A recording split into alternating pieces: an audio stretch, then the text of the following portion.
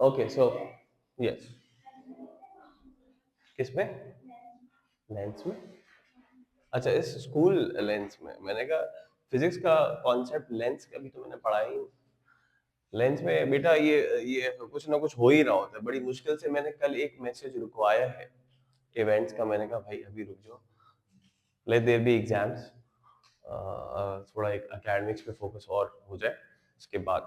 So it's we try and keep a balance, but yes events बहुत होते हैं। चलो अच्छा, अब ये है, it's supposed to be a one lecture class deformation. It is part of the topic forces. अगर आप सिलेबस में देखोगे तो आई थिंक 1 पॉइंट क्या है, 1.5 है, 1.5 यानी कि फोर्सेस का भी एक सब टॉपिक है deformation.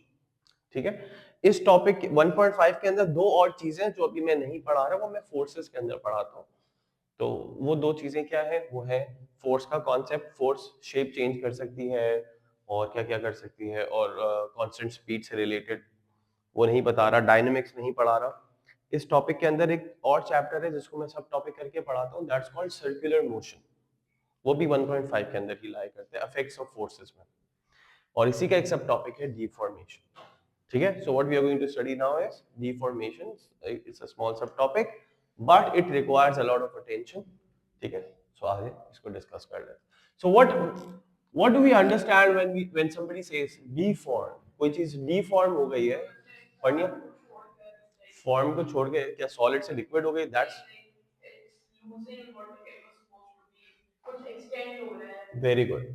This is the word I was looking for. Extend हो रहा है या स्ट्रेच हो, या स्ट्रेच एक्सटेंड या फिर कंप्रेस हो रहा है, right right?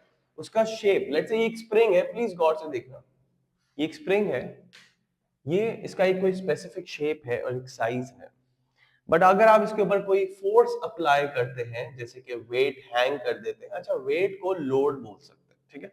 So when you apply some load और फोर्स और weight, what happens to the spring? It's no longer gonna stay like this. It will look somewhat like this. The spring is going to stretch upon the application of force or weight. Yes or no? So what has उसके साथ क्या हुआ? It has been deformed. So what is deformation? The change in shape or size of an object when a force is applied. इतना easy है। ये definition आपसे कोई नहीं पूछेगा एग्जाम में, ठीक है? It's not a star definition. But what is deformation? The change in shape or size of an object when a force is applied. Pen मांग रही है। Very nice.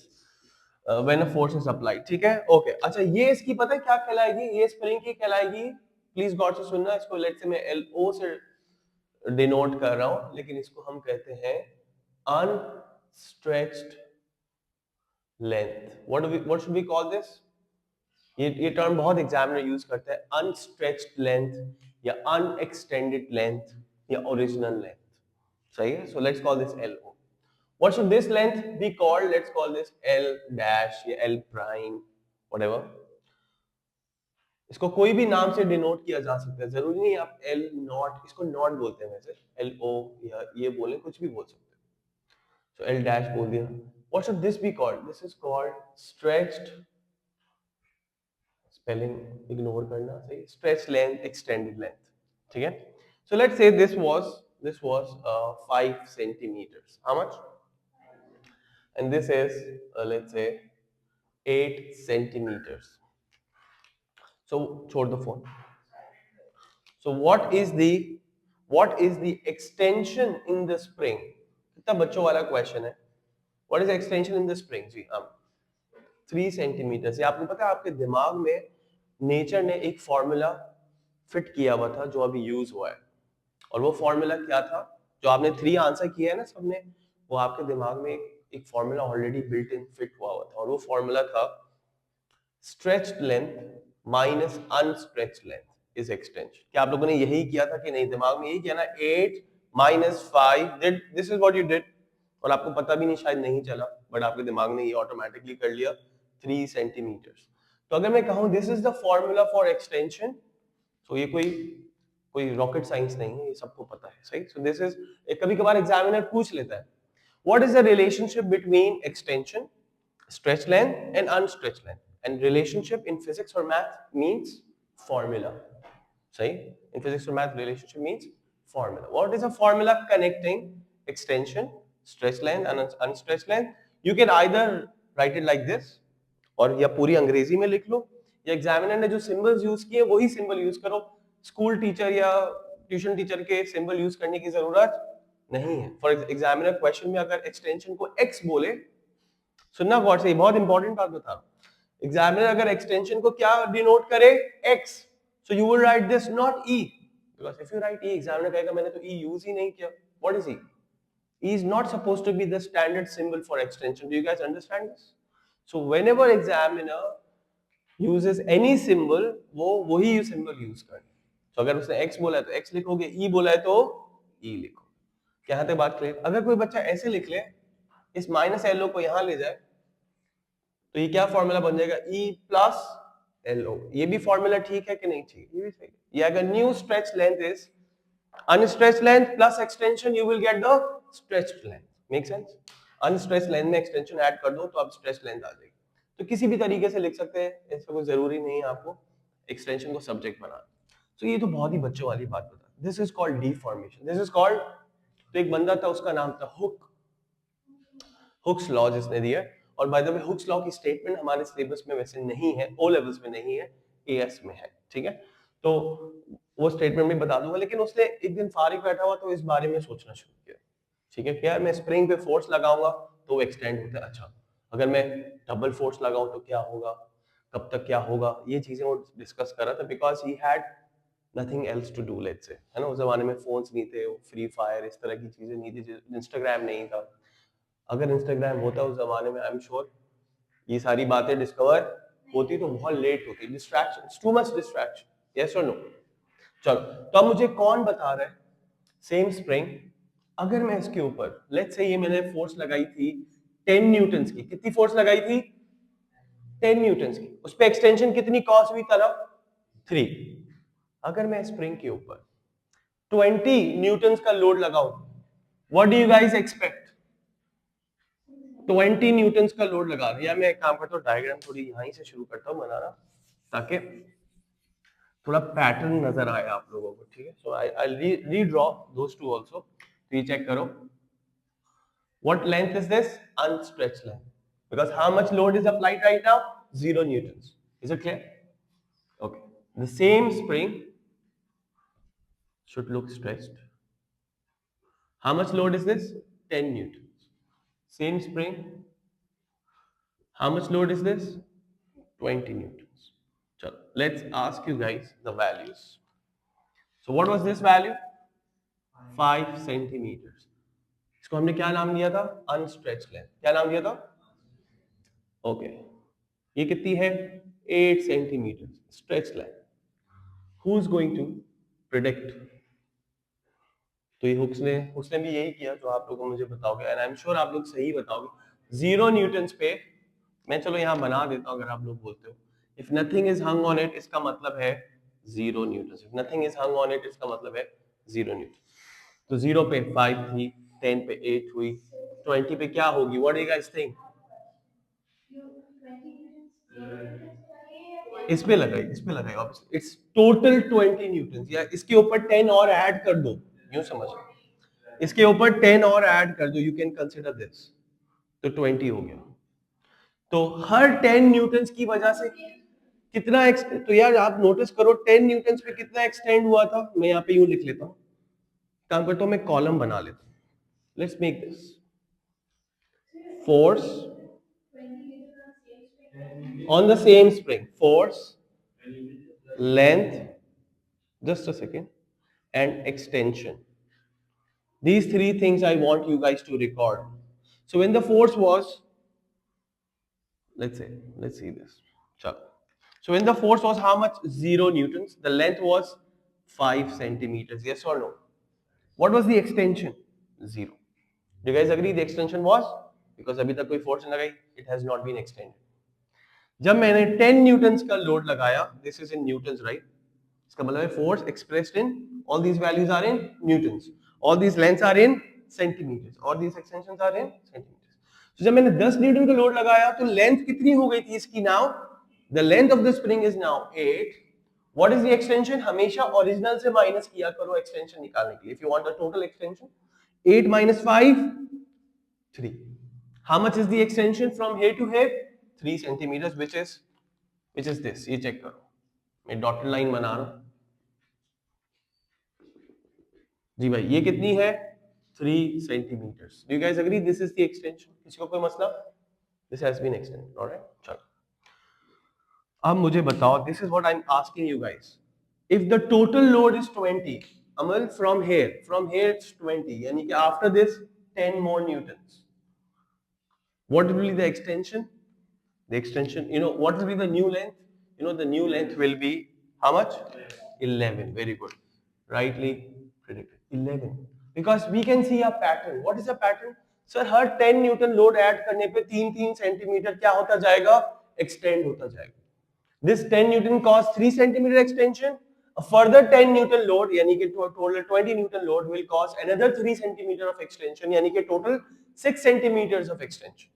So ये कितना होगा? यहाँ पे अगर आप लिख रहे हो 11, 6. अच्छा, 30 पे क्या होगा?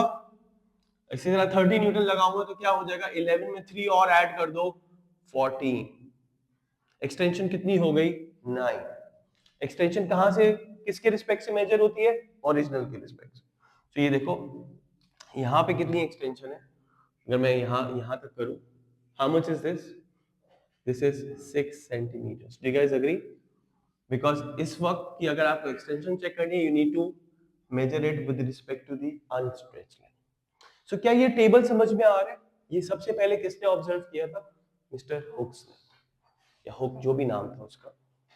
I'm not very good in the history of physics, but I think. So यार ये ऑब्जर्व करता जा रहा था. एक वक्त पता है क्या हुआ? सुनना गौर से. एक वक्त आया, वो ये करता जा रहा था, उसको बड़ा मजा आ रहा था. 40 न्यूटन लगाया, 40 लगाया, 17 एटसेट्रा.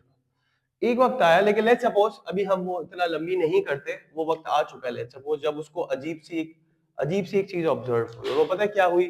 प्लीज गौर से देखिएगा, गौर से देखिएगा बेटा. ये पढ़ने जितने भी गैजेट्स है ना आपकी, बेटा सब आगे पीछे बहुत ज्यादा है. तो जब उसने 40 न्यूटन्स लगाया, you know what did he observe? A point came when he observed. अच्छा, by the way, अभी तक ये चलो अभी उस पे नहीं जाते, यहां तक रहो. याद है मैंने आप लोगों को जब मैं करंट इलेक्ट्रिसिटी पढ़ा रहा था, मैंने डायरेक्टली प्रोपोर्शनल के कुछ बातें समझाई थी. डायरेक्टली प्रोपोर्शनल इज नॉट ऐसे कोई पीस ऑफ केक नहीं है डायरेक्टली प्रोपोर्शनल बोलना. मुझे बताओ यहाँ पे कौन सी दो चीजें डायरेक्टली प्रोपोर्शनल है? Can I say force and length are directly proportional? Reason being, sir जैसे जैसे फोर्स बढ़ रहा है लेंथ भी इक्वली बढ़ रही है. आप देखें 3 बढ़ रही है. क्या force and length are directly proportional? Because sir, after every 10 Newton increase in force, the length is increasing by 3 equally. So do you guys all agree that force and length are directly proportional?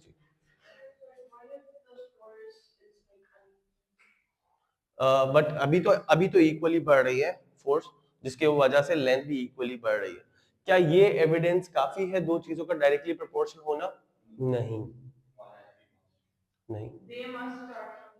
They must start from zero. Origin मतलब when one quantity is zero, the other must also be.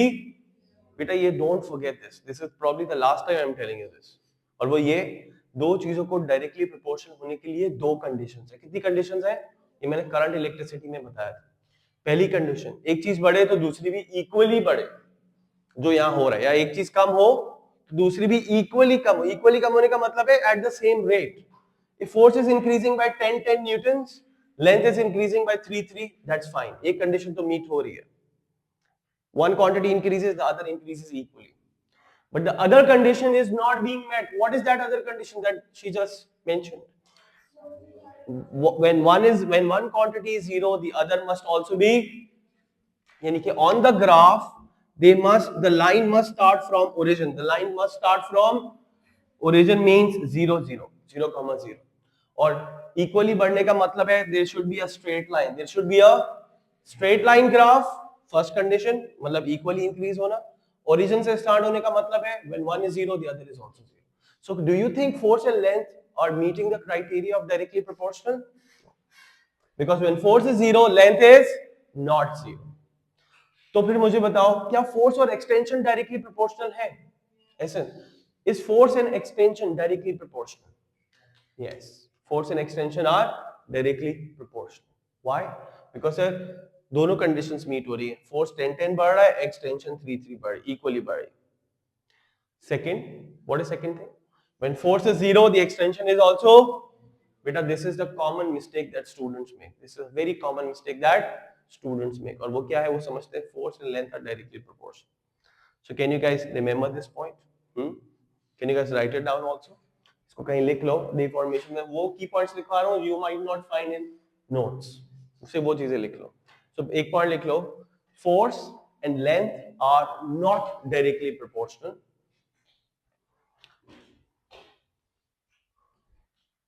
Because when the force is zero, length is not zero. Force and length are not directly proportional because when the force is zero, the length is not zero. यानी कि graph origin से शुरू नहीं होता।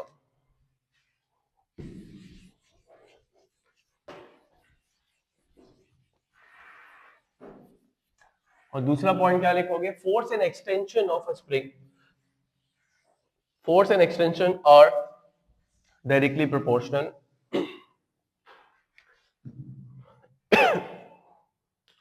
Force and extension are directly proportional, full stop. This is because this is because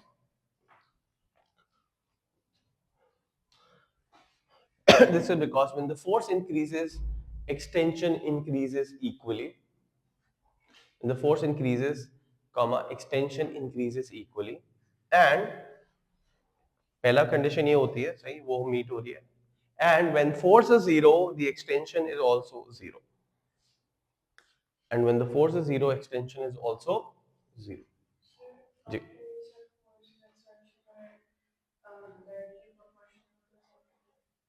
Force and extension are direct. This is because when force increases, extension also increases equally.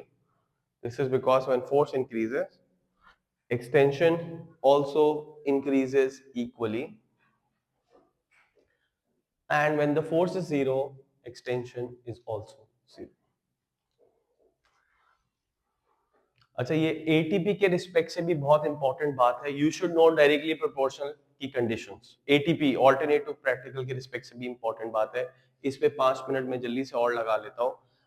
जल्दी से मुझे बताओ, अब मैं ग्राफ के थ्रू पूछूंगा, ठीक है? किसके थ्रू पूछ रहा हूँ? ग्राफ के थ्रू। Let's say this is some fact, something, some quantity called A, this is some quantity called B. Board पे देख लो। टेल मी, इन किस कंडीशन में A and B directly proportional है?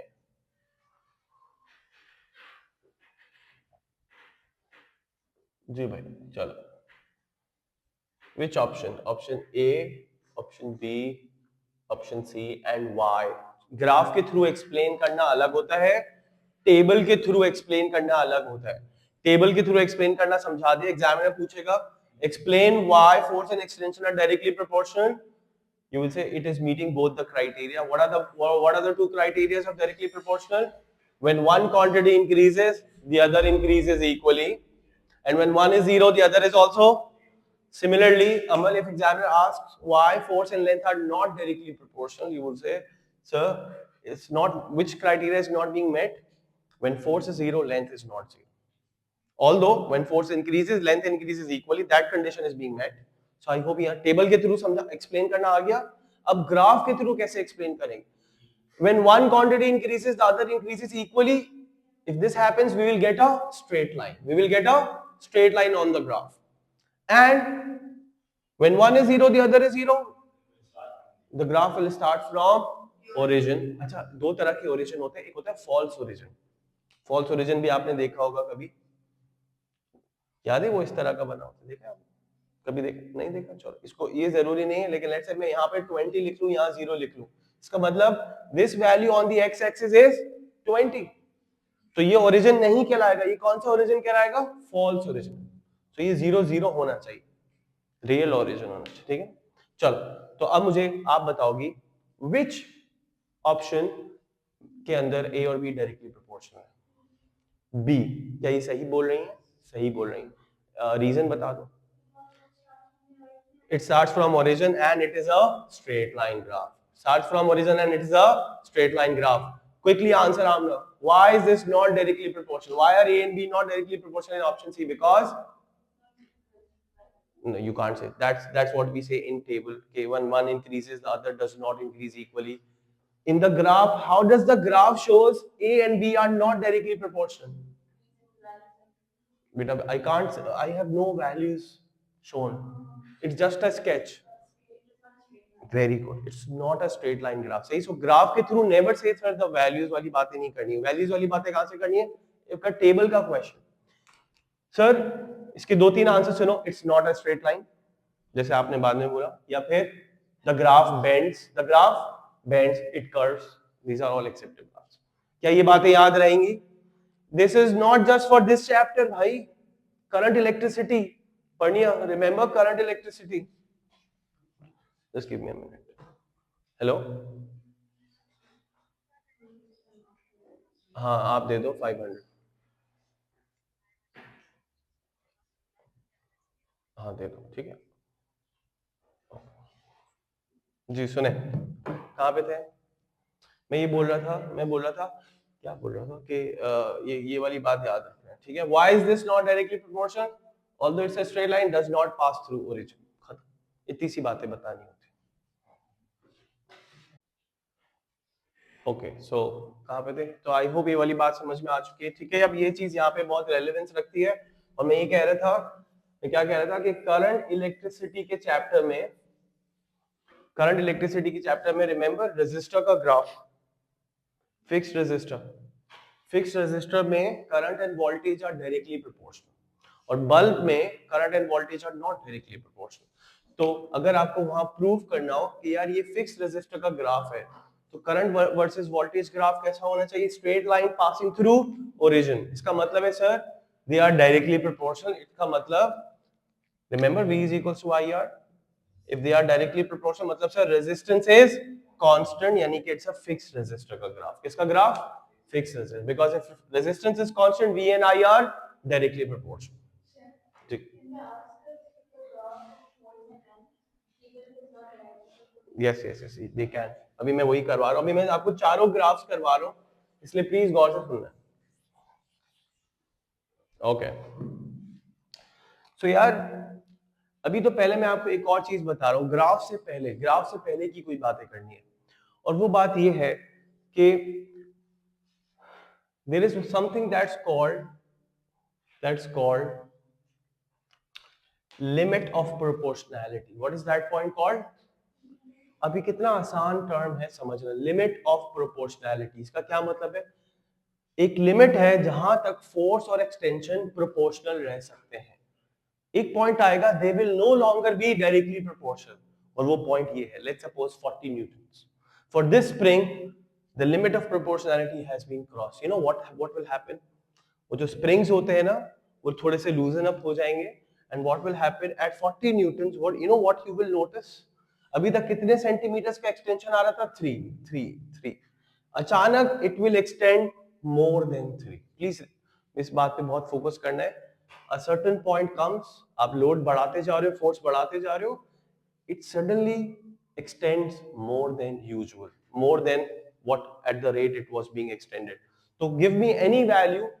आप एक्सपेक्ट क्या कर रहे थे? कितनी वैल्यू आनी चाहिए थी लेंथ की? 17, yes or no? लेकिन it will extend more than 17। तो कोई भी वैल्यू बता दो मुझे, let's suppose 19।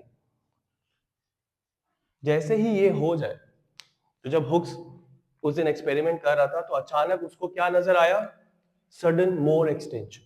तो उसने उस पॉइंट को पता है क्या बोल दिया उसको? उसने बोला यार इसका मतलब sir anywhere between 30 and 40 lies the limit of proportionality of this spring। can you now call, क्या फोर्स और एक्सटेंशन अब डायरेक्टली प्रोपोर्शनल है? What is the extension now? 19 minus 5। अभी तक इसको इससे माइनस करते आए थे ना। 8 minus 5 3, 11 minus 5 6, 14 minus 5 9, 19 minus 5 14। Can you now say that force and extension are any more directly proportional? No। Why not? although they start from origin. But sir, now what has happened? They are not increasing equally. अभी तक 3 का increase आ रहा था, suddenly कितने का increase आ चुका है? More than 3 का आ गया, 5 का इंक्रीज आ गया. क्या ये बात समझ में आ रही? जरा ये नोटिस करो, कितने का इंक्रीज है? 3 का. कितने का इंक्रीज है? कितने का इंक्रीज है? कितने का इंक्रीज है? 5. इसका मतलब they are no more directly proportional. Force and extension are, because उसकी दूसरी कंडीशन क्या थी? इक्वली बढ़ना चाहिए. कैसे बढ़ना चाहिए? फोर्स तो इक्वली बढ़ी है 10-10, ये इक्वली नहीं बढ़ा. तो इस पॉइंट को क्या बोलते हैं? What do we call this point? Limit of proportionality. Will the graph be any more a straight line? It will bend. It will. The moment it bends, that point is a very repeated question by the examiner. What is this point called? What you will say? The point where the graph starts to bend, that point is called limit of proportionality. It stops being proportional. Is it easy or difficult? तो दो बातें याद रखनी है, लिखो लिखो, full stop, एक और पॉइंट लिखो. ये सारी बातें जो है ना, ये जब नोट्स भेजूं उसके एक्स्ट्रा है, ठीक है? तो वो पॉइंट ये है, after लिखो, फुल स्टॉप को लिखो. A point comes when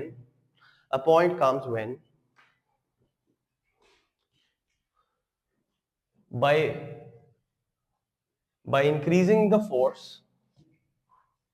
increasing the force equally,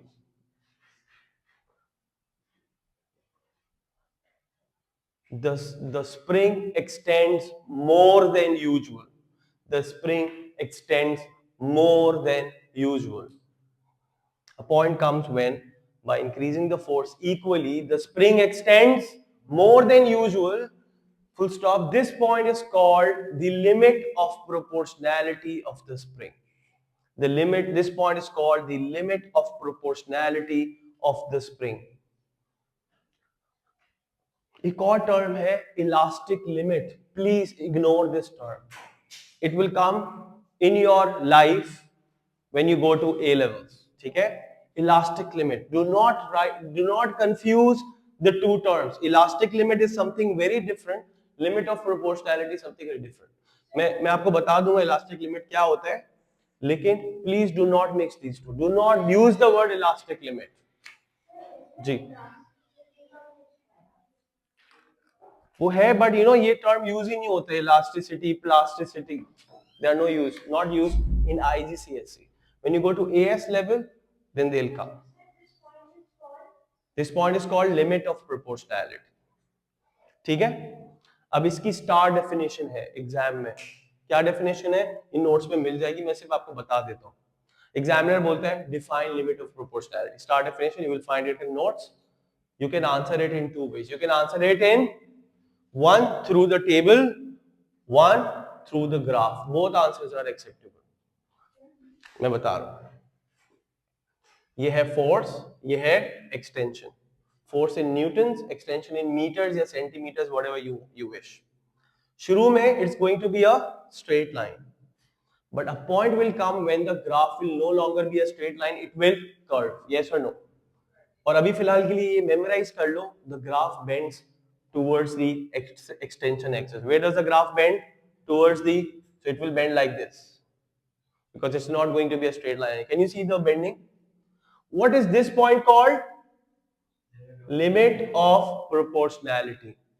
So either when the examiner asks define limit of proportionality, you can say it in 2 ways. One, it is the point beyond which, Kulsum, phone. आपको तो आ जाए. It is the point beyond which. Yes. How do you define it? It is the point beyond which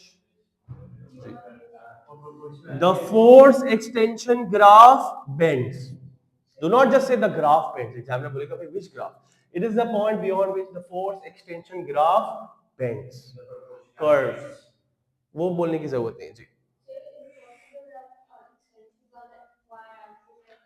Yes, very good question. Is it possible, sir, that the extension is plotted on the y-axis and the force is plotted on the x? Yes, very much possible. In that case, it's going to be a straight line until a certain point. After that point, it will bend towards the y-axis because I did not say it bends towards the x-axis. मैंने क्या बोला? It bends towards the extension axis. अब extension axis y-axis पर हो तो y की तरफ bend करेगी, extension axis x पर हो तो x की तरफ. What is this point called? Limit of proportionality. सही, तो ग्राफ कहां पे बेंड होता है, किस एक्सिस की तरफ, एक्सटेंशन एक्सिस, बिकॉज वो ज्यादा बेंड होना शुरू होता है, कम फोर्स लगती है, बेंड ज्यादा हो रहा है, फोर्स फोर्स में एक्सिस में कम ट्रैवल कर रहे हैं, एक्सटेंशन एक्सिस में ज्यादा travel, therefore it bends towards the extension axis. So एक डेफिनेशन लिमिट ऑफ प्रोपोर्शनैलिटी की ये है, it is the point beyond which the force extension graph curves और bends. What is the other definition? You can answer it from here also. So no, the other definition. It is the point beyond which the force and extension are no more directly proportional. So ये दोनों definition आपको notes में मिल जाएंगी. It is the point beyond which force and extension are no more directly proportional. Easy. You will find it in your marking keys also. ठीक हो गई बात? आगे चलो. अब अगली बात ये है कि यार आई होप आपको ये बात समझ में आ गई। अच्छा, जब आप इसको प्लॉट करोगे ना, you will automatically find why the graph bends towards the extension axis. अगर इस पॉइंट को ग्राफ के ऊपर प्लॉट करके मार्क लगाओगे तो आप खुद देखोगे कि वो एक्सटेंशन एक्सिस की तरफ बेंड हो रहा है। अब मैं एक आपको कॉन्सेप्ट बताऊंगा जो हुक्स ने भी बताया था, और वो ये बताया था कि यार फोर्स और एक्सटेंशन डायरेक्टली प्रोपोर्शनल हैं। कौन कौन डायरेक्टली प्रोपोर्शनल है? Up till a certain point, up till ये हुक्स लॉ है। Force and extension are directly proportional until a certain point called limit of proportionality. और इसका फॉर्मूला सिलेबस का पार्ट है, डेफिनेशन नहीं है सिलेबस का part. Formula is F is equals to KE. अब जल्दी से इस फॉर्मूला को समझ लो। This is the part which is not in my other YouTube lecture, जो मैंने बहुत पहले डाला हुआ है इसके ऊपर, उसमें कुछ क्वेश्चंस भी कराए हुए हैं, लेकिन उसमें ये वाला पार्ट इंक्लूडेड नहीं है। और वो क्या है? F is equals to KE. What is F? Applied force. These are all F. What is E? The extension caused because of that force. For example, if the force is 20, E की value is 6. When the value of F was 10, the value of E was 3. When the value of F was 0, the value of E was 0. क्या ये बात समझ में आ रही है? F और E क्या है? F और E क्या चीज है? क्या जरूरी है एक्सटेंशन के लिए E का सिंबल यूज हो? नहीं। एग्जामिनर और नॉर्मली कौन सा सिंबल यूज करता है? So you will sometimes find this formula as F is equal to KX. तो symbols are not पत्थर पे लकीर, they can change. Same time 5 minute extend हो जाएगी, मैक्स 305। जी जी हाँ, के में अभी रोका हुआ है। Now what is K? K is called spring constant. What is K called? Spring constant. ये springs constant. अब इसको समझना है, थोड़ा सा टाइम लगा के K को समझना है। What is K? Spring constant. इसकी एप्लीकेशन क्या है तो आओ जल्दी से समझ लेते हैं। जरा K को सब्जेक्ट बनाओ, फॉर्मूला क्या बन जाएगा? F अपॉन E या X व्हाटएवर, ये extension same as E। You can examiner sometimes use E, sometimes uses X, उसकी मर्जी है। चला, can you bring a black marker please? Black marker ले आओ और एक ब्लू भी ले आओ। मेरे भाई को चल। अब प्लीज गौर से समझो, व्हाट इज स्प्रिंग कांस्टेंट। ये बहुत ही अच्छा कॉन्सेप्ट है, easy to understand concept. So let's suppose we have, बेटा गौर से सुनो, we have two springs, this is spring 1, this is spring 2। ठीक है, दो अलग अलग स्प्रिंग्स हैं, अलग अलग मटेरियल के बने हैं। ये स्प्रिंग 1 है, ये स्प्रिंग 2। लेट्स से इसकी अनस्ट्रेच्ड लेंथ है 10 सेंटीमीटर्स और इसकी भी अनस्ट्रेच्ड लेंथ है 10 centimetres. Unstretched length, unextended length means when no load, when no force is applied. ठीक है, जब इसके ऊपर मैं लेट्स सपोज कोई 20 न्यूटन्स का लोड लगा लेता हूं। कितने न्यूटन्स का लोड लगाया? 20 न्यूटन्स का लोड लगाया, तो इसकी लेंथ हो गई 5 सेंटीमीटर। कितनी लोड लेंथ कितनी हो गई? सॉरी 5 गुणा 15, एक सेकेंड, बिल्कुल सही। इसकी लेंथ कितनी हो गई बढ़ के? 15 सेंटीमीटर। सही। और जब इसके ऊपर मैंने यही 20 न्यूटन्स का लोड लगाया, इसकी लेंथ बढ़ के हो गई 30 सेंटीमीटर। ठीक है, बिकॉज दोनों अलग अलग तरह के, एक पेन का स्प्रिंग है, एक मोटर बाइक का स्प्रिंग। सही है, आपने देखा है पेन में स्प्रिंग यूज होते हुए देखा है? नहीं? अच्छा, बॉल पेन में देखा है ना स्प्रिंग होता है, और एक मोटर बाइक में भी सस्पेंशन होता है, वो भी स्प्रिंग्स के थ्रू ही सस्पेंशन होता है, गाड़ियों में भी होता है। तो मुझे बताओ what is the extension over here? यहाँ पे कितनी एक्सटेंशन, ये स्प्रिंग कितना एक्सटेंड होता है? तो आप बोलेंगे सर ये एक्सटेंड होता है। जी Aliza, what is the extension है? फ्रॉम 10 centimeters to 15, 5 centimeters. Agreed? How much is the extension here, Amna? 20 centimeters. Any problem so far? So spring 1 20 Newton की फोर्स पे कितना एक्सटेंड होता है? 5 सेंटीमीटर। यस और नो? और स्प्रिंग 2 यही 20 न्यूटन की फोर्स पे कितना एक्सटेंड होता है? 20 centimetre. Which one, which spring is easier to stretch? Which spring is easier to stretch? One or two? Two. Why? Because sir, for the same force, जब भी दो चीजों को कंपेयर करना हो ना, तो एक चीज को सेम रखना चाहिए, बाकी चीजों को सेम रखना चाहिए। जैसे मैं फोर्स को बोल रहा हूँ सेम है, so for the same force spring 2 extends more, that means it is easier to stretch as compared to spring 1। यही बात easier to stretch या difficult to stretch हमें पता है कौन बताता है? in simple words, spring constant। कौन बताता है? ये मेरी डेफिनेशन, स्प्रिंग कांस्टेंट की एक मेरी डेफिनेशन है, एक एग्जामिनर की डेफिनेशन। आप एग्जाम में कौन सी लिखेंगे? मुझे डिच कर दो। सही, हाँ वही लिखनी, क्योंकि मार्क्स आपको वही देगा, मैं नहीं दूंगा। तो एक मेरी डेफिनेशन है वो कॉन्सेप्चुअल, और एक एग्जामिनर की है जो आप फॉर एग्जाम में लिखोगे। ठीक है, मेरी डेफिनेशन पता है क्या है? Spring constant it is a number, spring constant is a that tells us how easy or difficult it is to stretch a spring, how easy or difficult it is to, this is the conceptual definition of k। कैसे? Please गौर से सुनो जरा, k का formula बताओ। What is the formula of k? f upon e। Yes और no? इसकी जरा k की वैल्यू निकाल के दिखाओ। f upon e, you will say sir 20 upon 5, what do we get? 4। और इसके यूनिट पता है क्या बनेंगे? न्यूटन अपॉन सेंटीमीटर, क्योंकि force is in newton, extension is in centimetre. So 4 Newton per centimeter. This is the spring constant of spring 1. Yes or no? What is the spring constant of spring 2? F2 upon E2. If this was F1 E1, let's say. This is F2 E2. How much is the force? 20. What is the extension? Also 20. What is the value of K? 1 Newton पर centimetre. दोनों के की value समझ में आई है? के का formula क्या है? F upon extension, force upon extension. आप लोगों ने मुझे खुद बताया this spring is easier to stretch. Yes और आप लोगों ने बताया था कि नहीं बताया?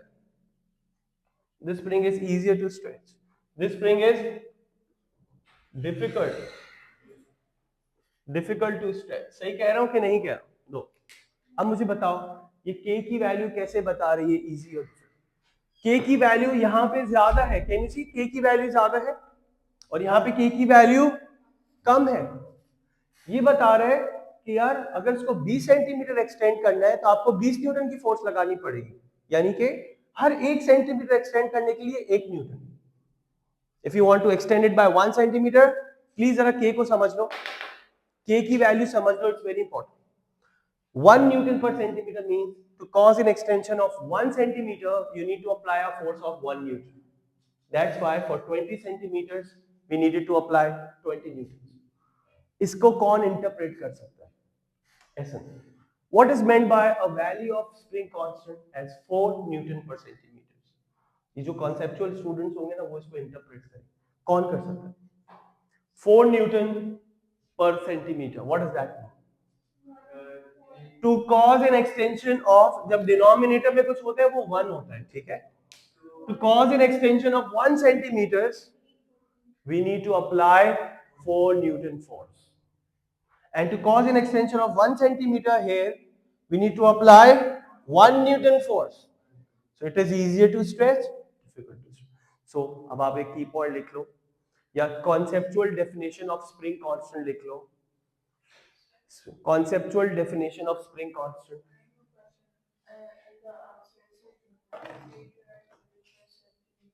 No, it could be Newton per meter, Newton per millimeter. ठीक है, SI unit is Newton per meter, but normally we use Newton per centimeter because extension meters में नहीं होती है, centimeters में होती है. Yes, we will lose marks if we forget to write the right units. ठीक है? So what is the conceptual definition of spring constant? देखो, it is a number. Please do not write this in exam. You will lose marks. But for your understanding or for to teach it to somebody from commerce background, you will say, यार ये एक ऐसा number होता है जो हमें बताता है स्प्रिंग कितना मुश्किल है स्ट्रेच करना. जितना बड़ा नंबर होगा उतना मुश्किल है स्ट्रेच करना.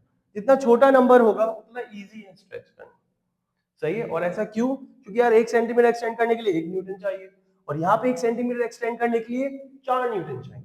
So that's my conceptual definition. लिख लो. It is a number that tells us how difficult it is to stretch a spring. It is a number that tells us how difficult or easy it is to stretch a spring. और full stop के बाद अगला point लिखो. Greater the number, greater the difficulty to stretch. Greater the number, greater the difficulty to stretch. I am sure. ये नहीं लिखना. I am sure. ये तो मैं बता रहा हूँ कि मैं ये दावे से कह सकता हूँ किसी को भी ये डेफिनेशन सही से नहीं पता होगी. जो बच्चे ने ए लेवल्स भी किया हुआ होगा ना, वो लोग भी स्प्रिंग कांस्टेंट पढ़ते हैं. आपसे थोड़ा ज्यादा डिटेल में पढ़ते हैं. लेकिन if you ask what is spring constant, they will give you the exam definition. I am sure 99% बच्चे इसको सही समझाएंगे नहीं. आपको तो समझाना अलग होता है, एग्जाम में ए स्कोर करना अलग होता है. ठीक है, ए स्कोर करना कोई मसला नहीं है. Just need a little bit of understanding, memorise. अब इसकी मुझे कौन एग्जाम डेफिनेशन बताएगा? एग्जाम में मैथमेटिकल डेफिनेशन चाहिए होती है, तो अगर फॉर्मूला पता हो तो हम लिख सकते हैं. क्या फॉर्मूला है? Force upon extension. तो स्प्रिंग और अपॉन को क्या बोलते हैं एग्जामिनर? अपॉन का हैक क्या है? पर. Very good. अपॉन के लिए आप यूज करो पर यूनिट, जस्ट पर बोल दो, that's also enough. Extension. Greater the number, greater the difficulty to stretch. So अब मुझे बताओ इसकी स्टार डेफिनेशन क्या होगी?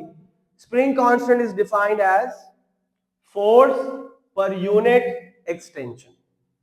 Force per unit extension. 1 mark या 2 मार्क की डेफिनेशन.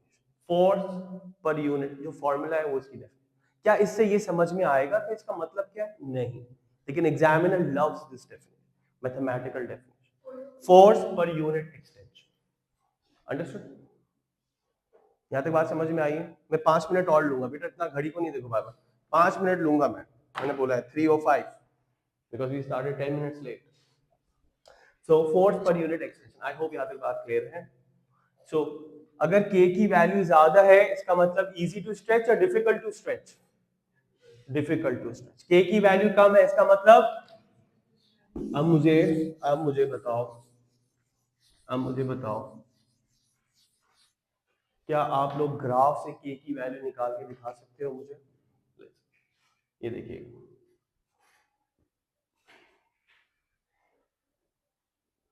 मुझे बताओ पहला क्वेश्चन.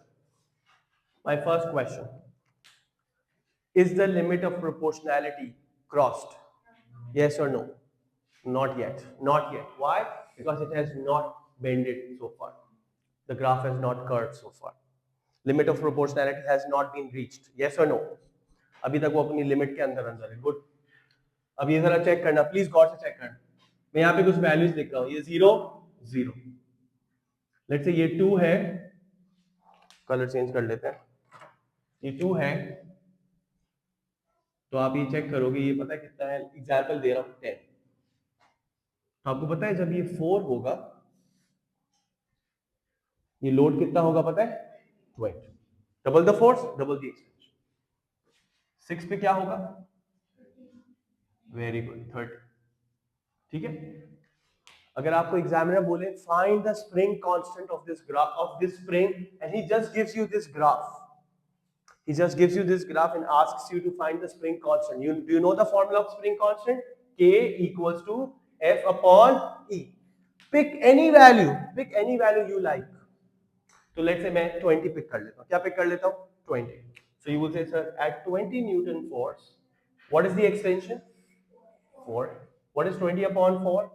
5 Newton. अच्छा यूनिट यहां से देखोगे न्यूटन, अगर ये मीटर होता तो newton per metre, this are your question. ये मिलीमीटर होता तो आंसर होता न्यूटन पर मिलीमीटर. के की वैल्यू फिर ये होती है, चेक करो. E is given in MM, तो इसका आंसर होता है n/mm. Make sense? नो, कर सकते हैं कन्वर्जन, कभी कराऊंगा, बट नॉर्मली इस तरह यहाँ पे नहीं करते. रिफॉर्मेशन में I have not seen a lot, but वो तो कहीं पे भी दे सकते हैं, कन्वर्जन कहीं पे भी मिक्स हो सकती है. ओके, सो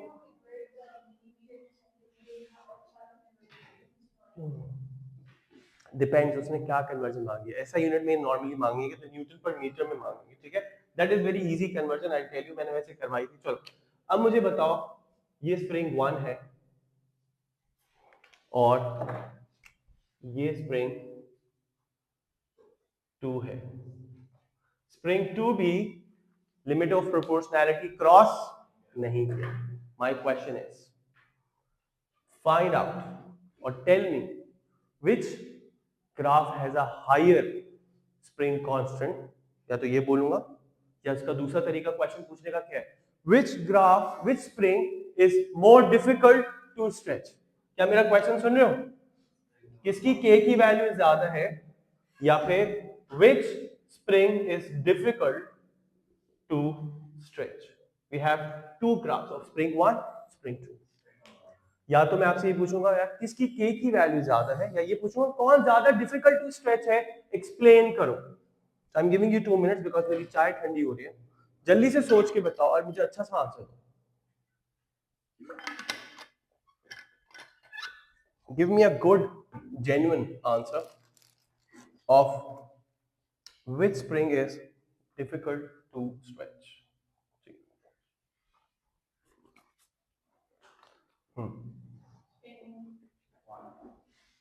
कौन आंसर करेगा और कौन? Lisa, you can answer. Try करो.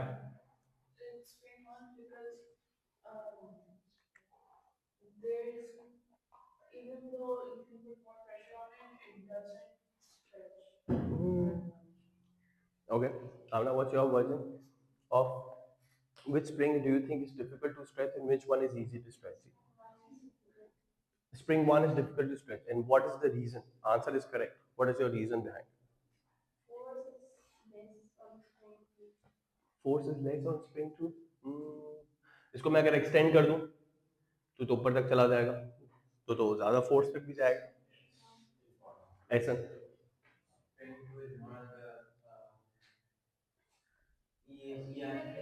नो चला.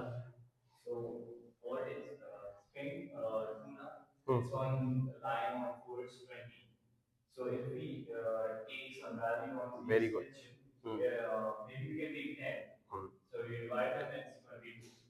अच्छा, आप के की वैल्यू डिवाइड करके बता रहे हो, ठीक है. एक तो इन्होंने बोला सर, इन्होंने एक फोर्स पिक कर ली, कह रहे लेते सर आप 10 न्यूटन फोर्स को पिक कर लें और फिर के की वैल्यू निकाल लें. क्या कर लें? के की वैल्यूज.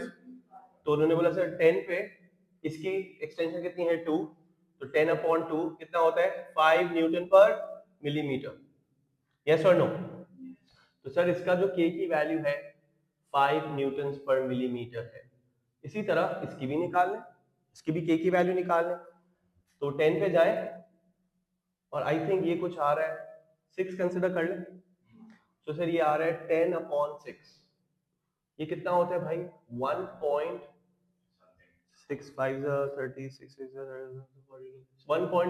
न्यूटन पर मिलीमीटर. तो सर ये 5 न्यूटन पर मिलीमीटर है और इसकी के की वैल्यू कितनी है 1.8 या 2 होगी मैक्सिमम. के की वैल्यू कम है, दैट्स व्हाई. लेकिन चला you know this answer will not work. Where will this answer not work? If it's not a graph, it's a sketch. You know the difference between graph and sketch? Who knows the difference? Graph में हर एक value plotted होती है अमल, but sketch में it's just the shape given. Exact values are not given, plain paper के ऊपर बना हुआ होता है. तो आप वैल्यूज कैसे निकालोगे, फिर शायद मुश्किल हो जाए. तो कौन दूसरा आंसर क्या है? Yes, what was your answer Amal?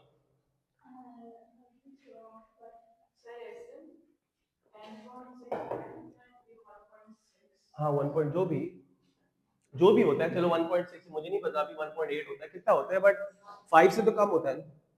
That's what compare कर रहे हैं, तब लोग सर इसकी के की वैल्यू कम है। Whatever the answer, you know what my answer is, you want to know my answer? My answer is pick either any force और पिक एनी एक्सटेंशन। कोई भी एक चीज पिक कर लो। क्या पिक करना है? Extension. Okay, so I pick let's say 4 centimetre की एक्सटेंशन पिक कर ले। To cause a 4 centimeter extension, how much force is needed by spring 2 and how much force is needed by spring 1? Let's compare it. So to cause an extension of 4 centimeters, spring 2 needs less than 10 newtons, but spring 1 needs how much force? 20. That's how you answer. You pick any extension and then compare the forces needed to cause that extension. So to cause an extension of 4 centimeters, spring 2 needs roughly 10 newtons, but spring 1 needs 20 newtons. That means spring 1 is difficult to stretch. Or you could have used the other way also. What is the other way? Pick a force. To a 20 Newton force on spring 1 causes an extension of 4, but a 20 Newton force on spring 2 causes more extension. Therefore 2 is easy to stretch, but 1 is difficult to stretch. क्या यहाँ तक बात समझ में आई? क्या spring constant का मतलब समझ में आया? घर जाके अम्मी अब्बू भाई बहन जो साइंस बैकग्राउंड के नहीं है उनको क्या बताओगे? स्प्रिंग कांस्टेंट का मतलब क्या है? वो ये एक ऐसा नंबर है जो बताता है, और इसका फायदा पता है क्या है? आपको पता है गाड़ी का suspension sort of a spring, yes और नो? जब वो खराब हो जाता है तो हम लोग मार्केट में जाते हैं, कभी गए आप लोग गाड़ी की मार्केट में जहाँ स्पेयर पार्ट्स मिलते हैं? बहुत ही मतलब आप लोगों के जाने की जगह नहीं है, बहुत ही नॉन बर्गर बच्चे जाते हैं वहाँ, ठीक है? बहुत ही मुश्किल जगह होती है।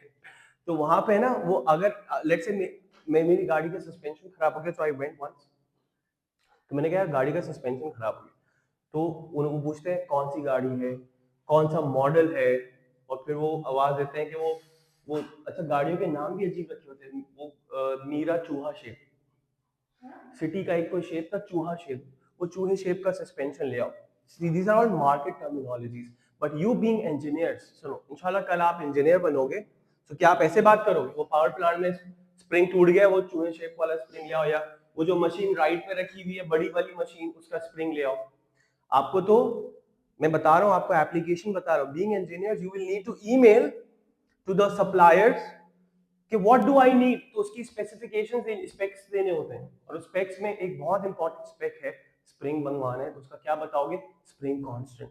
मुझे ऐसा स्प्रिंग चाहिए जो 5 सेंटीमीटर एक्सटेंड करने के लिए इतनी फोर्स रिक्वायर करे, ना इससे ज्यादा ना इससे कम, और उसके अलावा उसका डायमीटर बताओगे स्प्रिंग का, उसकी लेंथ बताओगे एक्सेट्रा। ये नहीं बोलोगे यार वो जो उस मशीन में यूज होता है, या जो मैंने लास्ट टाइम मंगवाया था, या मैं तुम्हें पिक्चर व्हाट्सएप कर रहा हूँ।